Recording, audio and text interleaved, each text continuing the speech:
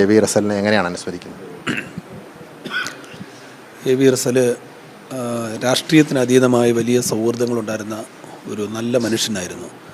ഞാനും റസലും തമ്മിൽ വലിയ നല്ല വ്യക്തിബന്ധമായിരുന്നു ഞങ്ങൾ തമ്മിലുണ്ടായിരുന്നത്.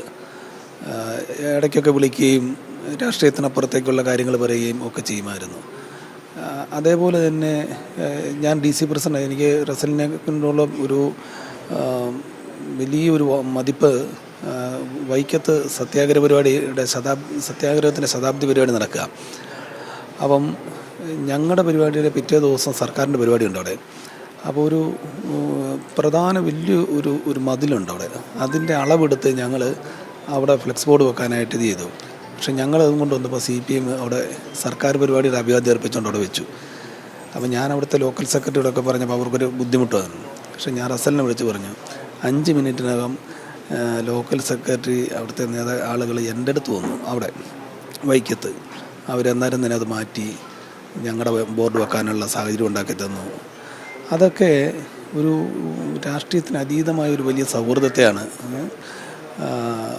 മാന്യതയും സൗഹൃദവും എല്ലാമാണ് കാണിക്കുന്നത്. പിന്നെ ഞങ്ങൾ വർഷങ്ങളായിട്ടുള്ള നല്ല സുഹൃത്തുക്കളാണ്. റസലിൻ്റെ വേർപാട് ശരിക്കും കേട്ടിട്ട് കുറേ നേരത്തേക്ക് നമുക്കങ്ങോട്ട് ഉൾക്കൊള്ളാൻ കഴിഞ്ഞില്ല.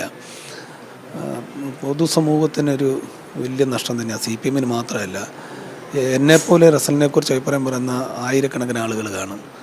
റസലിൻ്റെ വേർപാട് വല്ലാത്തൊരു ദുഃഖമാണ് ഉണ്ടാക്കിയിട്ടുള്ളത്.